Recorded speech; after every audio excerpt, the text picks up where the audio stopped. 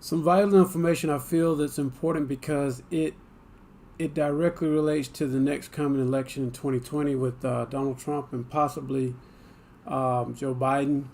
And just now in Atlanta, we experienced what we would consider a horrific event. Uh, the folks in Atlanta were attempting to vote this week, and many of the folks there found themselves waiting in line from anywhere from 4 to 8 hours just to vote. And many were turned away, and surprised that they were turned away because they had been purged or removed from the list and unable to vote. So what I'm going to do is I'm going to jump right into this, and we're going to discuss this. I've been following this and other stories similar to this for a number of years. We didn't know how it was going to really look, but I want to play this clip for you here. In line for hours due to a shortage of workers and issues with new voting machines. Nancy Chen has the details. There's a lot of finger pointing the day after thousands of Georgia voters waited in long lines to cast ballots in the state's primary election. Normally, I wait in line for like maybe an hour, maybe. This time, I've already been in line for 3 hours. Georgia reported problems with new voting machines and a shortage of experienced poll workers due to the COVID-19 pandemic. But some blame voter suppression tactics. I don't think it's the new machines. I do think that there is systematic disenfranchisement of specific communities. There were also issues with absentee ballots in certain counties. The majority of folks I heard had applied for an absentee ballot, and it was never processed. And I don't really have an answer for why that happened. It's very disappointing. Georgia's Secretary of State Brad Raffensperger blames the delays on county election officials and said his office is launching an investigation. It's just totally disorganized mess. They had 3 additional months to get ready for this. They've had those machines for 6 months now. But critics, including Georgia's 2018 Democratic nominee for governor Stacey Abrams, say Raffensperger is to blame. The Secretary of State is the superintendent of elections. That means it's his job to make sure that democracy works in every county. What we saw happen in Georgia was a failure of investment, a failure of training, and a failure of direction. Georgia is expected to be a battleground state in November, and there's concern whether the problems will be fixed by then. Nancy Chen, CBS News, New York. This is a developing story because for years now, people have been concerned since the last election. The last election was so close and so tight with voters, largely because a lot of us didn't turn out to vote. And so, first of all, we need to vote. We can't blame that on anybody. But I will say this, you're going to encounter some additional challenges this year in your voting. Atlanta was a prime example of what's going on. For the last couple of years, Republicans and others, sympathizers, if you will, I'll call them sympathizers, have been going along and allowing the Republicans to purge the list of voters. And what do I mean by purge the list? There's a list of a number of people that generally vote in these big time elections. Your name is on a list, you're registered to vote, you've never really had a problem with voting. You can get out and you can express your will and vote.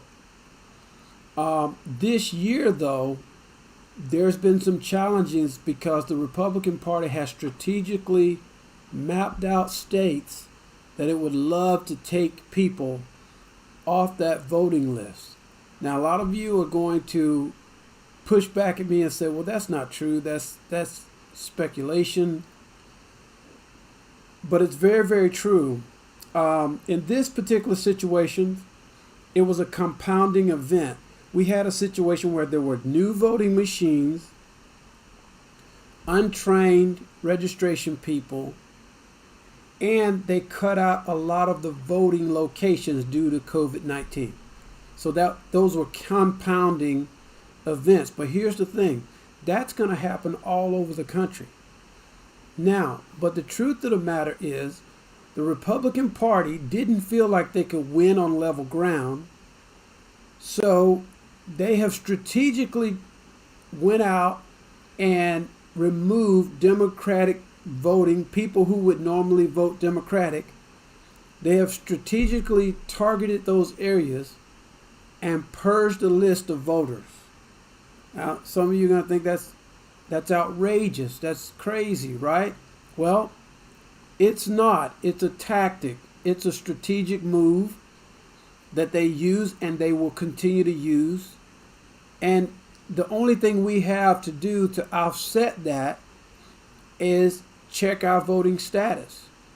You would hate to get there after a long day of work or whatever your schedule is to get there to vote, try to vote, only to find out that you can't vote. And if you think I'm just kind of blowing smoke here, I want to show you something that I think will help. So,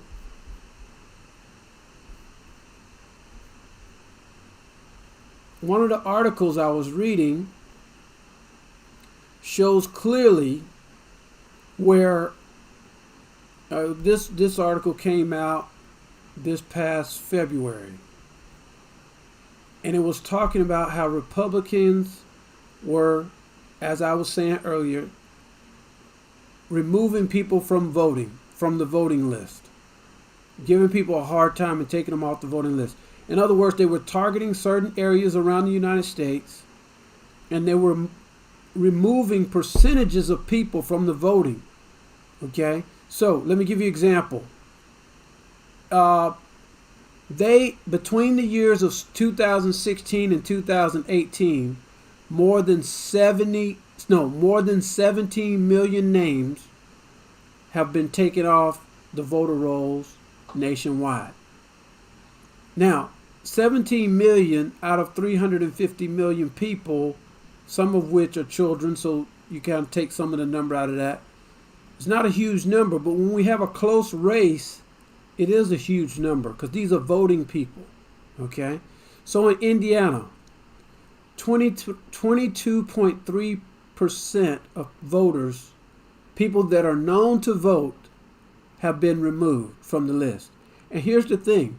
They don't know that they've been removed from the list. Okay? Virginia, 14%. Wisconsin, 14%. Massachusetts, 12.1%.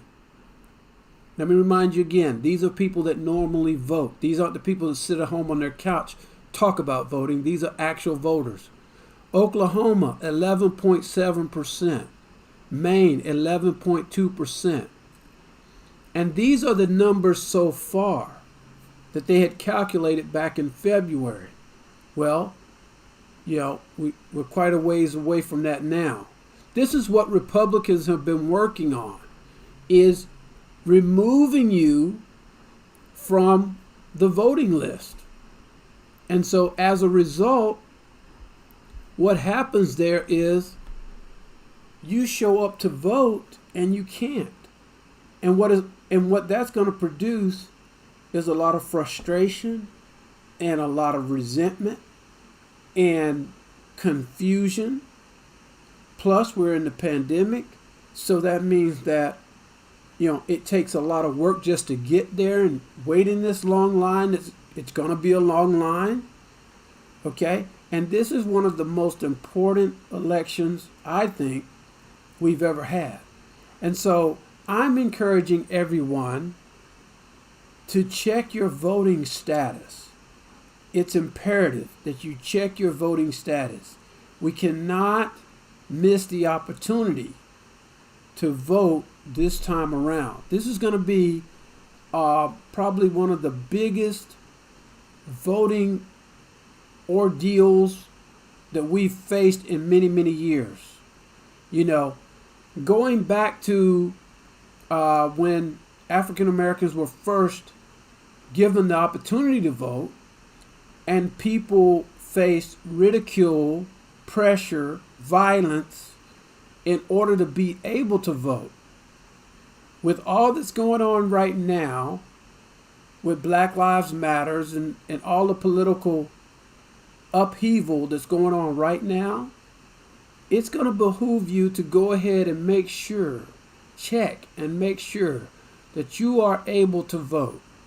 Okay? Because these tactics are possibly unfair, but they're legal. These tactics have been used for many years, but this has been the biggest push of all times because certain people really want Donald Trump to be able to win the election fair and square, even though it may not appear fair to us. These are legal practices that they're using. And if we don't check and see that we can vote, then the fault falls back on us. So I just want to remind you, we've got about another 5-6 months before the actual voting will start. In some states there's early voting, but with all that's going on, you want to make sure that you've taken extra measures to make sure that you can vote and your right to vote has not been taken away. This is David Lucas, and this is In the News. I thought enough of this to stream this and to remind you that this is going on. I'm in the fight with you, and I feel that this is very, very important. So I want to wish you the best. Stay safe. Take care of your families. And I'll talk to you next time. Take care.